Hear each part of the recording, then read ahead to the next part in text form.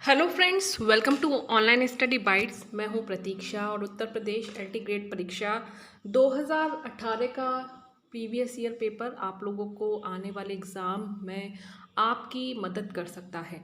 तो ये भूगोल का पेपर है, व्याख्या सहित हल प्रश्न पत्र है, यानी कि क्वेश्चन आंसर के साथ साथ आपको व्याख्या भी देखने को मिलेगी। पार्ट 1 ऑलरेडी अपलोड हो चुका है जिसमें हमने 20 क्वेश्चन किए थे इस पेपर के, और आज के इस वीडियो में 21 क्वेश्चन नंबर से स्टार्ट होगा। अगर आपने पहला पार्ट नहीं देखा है तो डिस्क्रिप्शन में आपको लिंक दिया है, फर्स्ट पार्ट को आप लिंक पर जाकर क्लिक करके उसको देख सकते हैं। ये जो पेपर था उत्तर प्रदेश एलटी ग्रेड परीक्षा 2018 का, ये 29 जुलाई 2018 को हुआ था। इसके बाद कोई भी एलटी ग्रेड का पेपर नहीं हुआ है, लेकिन सुनने में आ रहा है कि जल्द ही एलटी ग्रेड की वैकेंसीज आ सकती हैं, तो उसके लिए ये आप लोगों को मदद करेगा। तो चलिए स्टार्ट करते हैं। क्वेश्चन नंबर 21 पर चलेंगे कि कौन सा क्वेश्चन है, और अगर वीडियो अच्छा लगे तो प्लीज़ लाइक ज़रूर कीजिएगा, शेयर कीजिएगा। नए हैं तो चैनल को सब्सक्राइब करके बेल आइकन पर प्रेस करना मत भूलिएगा। अनअकैडमी प्लस पर आप जुड़कर complete syllabus, unlimited practice test, unlimited PDF notes, सारी चीज़ें ये पा सकते हैं। Regular doubt clearing sessions by top educator, ये आपको अनअकैडमी प्लस के साथ जुड़ने पर मिलती हैं। और प्लस के साथ ऐसे फीचर्स मिलते हैं जो आपको किसी और ऐप पर नहीं मिलते, और साथ ही आप कंप्लीट प्रिपरेशन कर सकते हैं और अच्छे जो टॉप एजुकेटर्स हैं उनसे गाइडेंस ले सकते हैं। Weekly free mock test, free test series, regular doubt clearing session, complete exam preparation के साथ आप लोगों के लिए बैच कोर्सेज आते रहते हैं, जिससे कि आप कंप्लीट एग्ज़ाम की तैयारी भी कर सकते हैं। जैसे कि नया बैच कोर्स आ रहा है सीटेट 2021 का कंप्लीट बैच कोर्स है। टॉप एजुकेटर्स आपको पढ़ाने वाले हैं। EVS, CDP, maths, social studies, Sanskrit, Hindi, science, English, paper 1, paper 2 की कंप्लीट तैयारी है। NEP 2021 के अकॉर्डिंग, यानी कि न्यू एजुकेशन पॉलिसी 2021 के अकॉर्डिंग आपको तैयारी करवाई जाएगी। नया बैच कोर्स है, 25 अगस्त से ये स्टार्ट हो रहा है, तो 25 अगस्त से पहले आप एनरोल कर लीजिए। जब भी आप एनरोल करेंगे, सब्सक्रिप्शन लेंगे, बहुत कम प्राइस पे सब्सक्रिप्शन है क्योंकि 80% प्राइस ड्रॉप हो चुका है, और 20% आपको और डिस्काउंट मिलता है। 10% डिस्काउंट मिलेगा मेरा रेफरल कोड यूज़ करने पर। अगर आप मेरा रेफरल कोड यूज़ करते हैं तो आपको 10% का डिस्काउंट मिलेगा, और रेफरल कोड है प्रतीक्षा 10। तो रेफरल कोड यूज़ करिए। साथ ही मेरी फ्री लाइव क्लास होती है अनअकैडमी पर, आप उन्हें भी ज्वाइन कर सकते हैं। उनके लिए आपको कोई भी चार्जेस नहीं देना है, बस लिंक दिया है डिस्क्रिप्शन में, लिंक पर क्लिक कीजिए, अनलॉक कोड लिखिए प्रतीक्षा टेट और नोटिफाई मी पर क्लिक कर लीजिए। आपको जितनी भी क्लासेस हैं वो शो होंगी। डेली क्लासेस होती हैं दोपहर को 3 बजे, शाम को 6 बजे और रात को 10 बजे। तो आप मेरी प्लस लाइव क्लास लेना मत भूलिएगा। फ्री लाइव क्लास हैं, स्पेशल लाइव क्लास हैं स्पेशल लर्नर्स के लिए, तो ज़रूर ज्वाइन करें Unacademy learning app. Thank you. Question number 21, यानी कि इस वीडियो का पहला प्रश्न। तो चलिए स्टार्ट करते हैं। और सबसे चौड़े महाद्वीपीय मग्न तट पाए जाते हैं? हिंद महासागर में, अटलांटिक महासागर में, प्रशांत महासागर में, या आर्कटिक महासागर में? और राइट ऑप्शन है इसका सही आंसर डी, सही जवाब है आर्कटिक महासागर में। तो महाद्वीपों के किनारे का जो भाग महासागर के जल में डूबा रहता है और जिसका ढाल 1 डिग्री से 3 डिग्री तक और गहराई 100 फैदम अथवा 180 मीटर होती है, तो महाद्वीपीय मग्न तट कहलाया जाता है। सबसे अधिक चौड़ा मग्न तट साइबेरिया के किनारे के साथ साथ उत्तरी ध्रुव सागर में पाया जाता है।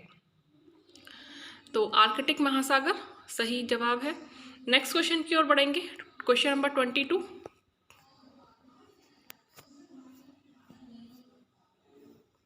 निम्न में से किस झील की लवणता सर्वाधिक है? टिटिकाटा, वॉन, विक्टोरिया या बालकश? और सही जवाब है वॉन झील। संसार में सबसे अधिक लवणता टर्की की वॉन झील में पाई जाती है। उसके बाद मृत सागर है जो कि इज़राइल में पाया जाता है, और संयुक्त राज्य अमेरिका का यूथा प्रांत की ग्रेट सॉल्ट लेक है। तो सबसे ज़्यादा जो है, अगर झील की बात आएगी तो वॉन झील, और अगर सागर होगा तो मृत सागर। लाल सागर में तीव्र वाष्पीकरण और नदियों का ताज़ा जल न मिलने के कारण अधिक लवणता पाई जाती है। टिटिकाका झील दक्षिण अमेरिका में स्थित पे और बोल्विया की सीमा पर अवस्थित विश्व की सबसे ऊंची नौगम्य झील है। अगला प्रश्न है, निम्नलिखित में से कौन सी धारा उत्तरी गोलार्ध में दक्षिण से उत्तर की ओर प्रवाहित होती है? कैलिफोर्निया धारा, क्यूरोशिया धारा, क्यूरिल धारा या अलास्का धारा? राइट ऑप्शन है बी, क्यूरोशिया धारा। प्रशांत महासागर में अवस्थित क्यूरोशिया धारा उत्तरी गोल में दक्षिण से उत्तर की ओर प्रवाहित होती है। उत्तरी विषुवत रेखीय जलधारा की एक शाखा उत्तर की ओर मुड़कर जापान के पूर्वी तट के सहारे बहती हुई होक्काइडो द्वीप के उत्तरी भाग तक जाती है और इस धारा को क्यूरेशिया गर्म जलधारा कहते हैं। उत्तरी ध्रुवीय प्रदेश से चलकर एक ठंडी जलधारा बेरिंग जल संधि से होकर होक्काइडो द्वीप तक पहुंचती है और इस जलधारा को ओयोशियो या क्यूराइल ठंडी जलधारा कहते हैं। नेक्स्ट है, निम्नलिखित में से कौन सा निक्षेप महासागरों में सर्वाधिक गहराई वाले भाग में पाया जाता है? लाल मृत्तिका, डायटम पंख, लाल पंख या हरा पंख? राइट आंसर है ए, लाल मृत्तिका। लाल मृत्तिका महासागरों में सर्वाधिक गहराई वाले भाग में पाया जाता है। लाल मृत्तिका में लौह ऑक्साइड तथा एल्यूमिनियम अधिक मात्रा में पाया जाता है, इसलिए इसका रंग लाल होता है। इस मिट्टी की उत्पत्ति ज्वालामुखी पदार्थ में विघटन से होती है। यह पदार्थ नदियों अथवा पवन द्वारा बहाकर सागरों में इकट्ठा किया जाता है। इस मृत्तिका के निर्माण में ज्वालामुखी के द्वारा निक्षेप के अंश तथा लोहा, सिलिकेट और एल्यूमिनियम 853%, कैल्शियम 6.7% और सिलिका 2.3% पाया जाता है। नेक्स्ट क्वेश्चन है, निम्नलिखित में से कौन सी दक्षिणी अटलांटिक महासागर की ठंडी धारा है? वेगुला की धारा, अगुल्हास धारा, ब्राजील धारा या इनमें से कोई नहीं? राइट ऑप्शन है ए, वेगुला। वेगुला की धारा दक्षिणी अटलांटिक महासागर की धारा है जो दक्षिण अफ्रीका के पश्चिम तट के सहारे उत्तर दिशा में प्रवाहित होती है। दक्षिणी विषुवत रेखीय धारा में मिल जाती है।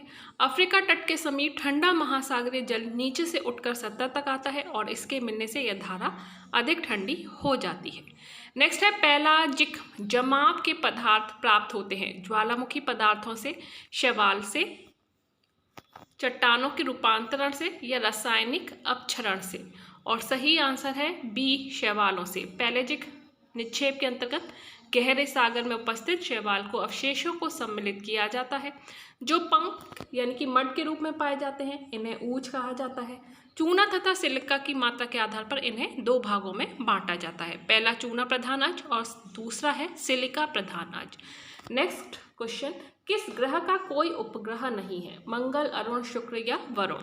और सही जवाब, आसान सा प्रश्न, शुक्र ग्रह का कोई उपग्रह नहीं है। शुक्र ग्रह पृथ्वी का सबसे निकटतम ग्रह है। यह सबसे चमकीला गर्म ग्रह है। इसे साइन का तारा या भोर का तारा कहा जाता है। यह अन्य ग्रहों के विपरीत दक्षिणावर्त चक्रण करता है। इसे पृथ्वी की भगिनी कहा जाता है। कई सारे नाम हैं शुक्र के। यह घनत्व, आकार और व्यास में पृथ्वी के समान है, इसीलिए इसको पृथ्वी की बहन भी कहा जाता है, भगिनी। ठीक है। नेक्स्ट है, फिलामेंट शब्द का प्रयोग किया गया है ग्रहाणु परिकल्पना में, ज्वारीय परिकल्पना में, सुपरनोवा परिकल्पना में या अंतरातारकीय धूल परिकल्पना में? सही जवाब ऑप्शन बी, ज्वारीय परिकल्पना में। ज्वारीय परिकल्पना का प्रतिपादन ब्रिटिश विद्वान सर जेम्स जीन्स ने सन 1919 में किया था। नेक्स्ट है, तारों की निश्चित गैस और धूल के राशि के पिंड को कहते हैं फिलामेंट, नेब्यूला, ग्रहाणु या द्वैतारक? राइट ऑप्शन है नेब्यूला। तारों की निश्चित गैस और धूल के राशि पिंड को नेब्यूला कहते हैं। नेक्स्ट है, अंतरा तारकीय धूल परिकल्पना को प्रतिपादित किया था और ऑटो श्मिट, एफ होल ने, रसेल ने, हेरोल्ड जेफरीज ने। और ऑटो स्मिथ यानी कि अंतरता तारकीय धूल परिकल्पना का प्रतिपादन ओटा श्मिट ने 1949 में किया था। ऑटो श्मिट एसो वैज्ञानिक थे। इनकी विशेषता यह है कि इन्होंने ग्रहों की परिकल्पना गैस और धूल कणों से मानी है। नेक्स्ट है, निम्नलिखित में से किसने कहा था कि स्थलाकृति संरचना और प्रक्रम और अवस्था का फल है? डब्ल्यू पेंग, डब्ल्यू.एम. डेविस, किकमे या स्टॉलर? राइट आंसर है option B WM Davis. WM Davis ने स्थलाकृति संरचना प्रक्रम और अवस्था का फल है, ये WM डेविस ने कहा था। चलिए थोड़ी सी जानकारी ले लेते हैं। यहाँ आप देख सकते हैं, इसे डेविस का त्रिकूट कहा जाता है। डेविस ने अपर्दन चक्र को परिभाषा देते हुए स्पष्ट किया कि भौगोलिक चक्र समय की वह अवधि है जिसके अंतर्गत एक उचित भूखंड अपर्दन की क्रिया द्वारा एक आकृति विहीन समप्राय मैदान में बदल जाता है। नेक्स्ट है स्टोन लैटिस निम्नलिखित में से किसकी क्रिया द्वारा निर्मित होते हैं? वायु, जल, लहर या हिमानी प्रक्रम? और सही है वायु। स्टोन लैटिस स्थलाकृति मरुस्थलीय प्रदेशों में खड़े हुए चट्टानी स्तूपों में पाई जाती है। इस प्रकार के चट्टानों के संरचना में काफ़ी विषमता पाई जाती है और इनमें हवा द्वारा अपर्दन भी भिन्न अनुपात में होता है। नेक्स्ट है निम्न में से किसने प्लेट विवर्तनिकी सिद्धांत का प्रतिपादन किया? हैरी हेस, हॉलम, WJ मॉर्गन या हर्ट्ज़लर? और राइट ऑप्शन है ए हैरी हेस। अगला प्रश्न, निम्नलिखित में से कौन सी नदी धनुषाकार डेल्टा बनाती है? मिसिसिपी, गंगा, नील या हडसन? राइट ऑप्शन इज चपाकार डेल्टा का आकार वृत्त के चाप यानी कि धनुष के समान होता है। इसका विस्तार मध्य भाग में सर्वाधिक होता है और दोनों किनारों की ओर कम होता है। उदाहरण नील नदी, राइन, गंगा, वांगो, इरावदी, सिंधु आदि ये धनुषाकार डेल्टा बनाती हैं, इसीलिए यहाँ पर गंगा और नील दोनों ही आंसर सही है। चलिए नेक्स्ट क्वेश्चन की ओर बढ़ते हैं। निम्न में से किस भू आकृति का निर्माण हिमानी अपर्दन से नहीं हुआ है? सर्ग, नूनाटक, हान या ड्रमलिन? और राइट ऑप्शन है डी ड्रमलिन। अगला प्रश्न है शुष्क और अर्धशुष्क प्रदेशों में पेडिमेंट और प्लाया के मध्य निक्षेपित जनित मंद ढाल वाले मैदान को क्या कहते हैं? बजाड़ा, अर्ग, रेग या सलीना? और राइट ऑप्शन है बजाड़ा। शुद्ध और अर्धशुष्क प्रदेशों में पेडोमेंट और प्लाया के मध्य निक्षेप जनित मंद ढाल वाले मैदानों को बजाड़ा या बजाड़ा कहा जाता है। नेक्स्ट क्वेश्चन की ओर बढ़ेंगे। क्वेश्चन नंबर 37 पर पहुंच चुके हैं। निम्नलिखित में से कौन सी एक अपर्दनात्मक स्थलाकृति नहीं है? कास्ट विंडो, डोलाइन्स, लैपिस या स्टैलेग्माइट? और राइट ऑप्शन है डी स्टैलेग्माइट। कास्ट द्वारा निर्मित स्थलाकृति है जिसका निर्माण निक्षेपण के फलस्वरूप होता है। जब चूना युक्त जल गुफाओं की छत से टपक टपक कर गिरता है तो गुफा की धरती पर इस चूना युक्त जल से संपूर्ण नमी का वाष्पीकरण हो जाता है और स्तंभ जैसी आकृति दिखाई पड़ती है जिसे स्टैलेग्माइट कहा जाता है।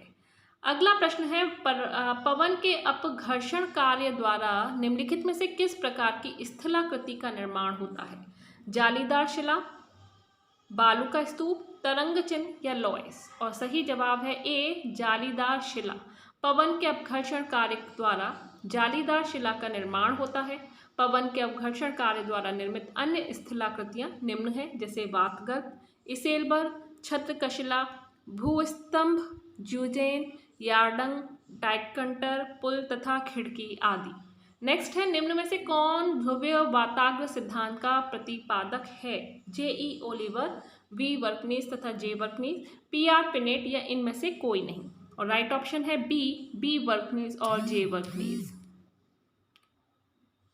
तो ध्रुवीय वाताग्र सिद्धांत का प्रतिपादन नॉर्वे के वर्जन स्कूल में 1922 में J वर्कनीस और B वर्कनीस ने किया था। इस सिद्धांत के अनुसार शीतोष्ण चक्रवातों की उत्पत्ति ध्रुवीय वाताग्रों पर होती है। नेक्स्ट है निम्नलिखित में से कौन सा युग महान हिम युग के लिए जाना जाता है? इयोसीन, प्लिस्टोसीन, प्लायोसीन या ओलिगोसीन? महान हिम युग के लिए जाना जाता है तो महान हिम युग के लिए प्लीस्टोसिन युग जाना जाता है। Option B. यूरोप तथा उत्तर अमेरिका में हिमानीकरण की प्रक्रिया 4 बार हुई जिसे निम्न नामों से जाना जाता है। पहला गूंज यूरोप में, नेब्रास्का उत्तरी अमेरिका में। दूसरा मिंडेल यूरोप में, कंसारन उत्तरी अमेरिका। तीसरा रिस इलिनायस और चौथा बुर्ग और विस्कॉन्सिन। तो इसी के साथ ये जो दूसरा पार्ट था वो यहीं पर समाप्त होता है। उम्मीद करती हूँ क्वेश्चन आपको अच्छे लगे हों। तीसरे पार्ट में बाकी के जो 20 क्वेश्चन हैं उनको हम सॉल्व करेंगे, क्योंकि एक ही पेपर में क्वेश्चन आंसर और व्याख्या देने से वीडियो काफ़ी बड़ा हो जाता है। तो मेरे लिए भी थोड़ी सी बहुत ज़्यादा टाइम लगता है इस वीडियो को बनाने में, और आपको भी टाइम लगेगा उस वीडियो को पढ़ने में। तो छोटे छोटे वीडियोस में ये क्वेश्चन आंसर बांट दिए गए हैं, जिससे कि आप कई बार वीडियो देखकर आप व्याख्या पढ़कर अपने नोट्स को बना सकें।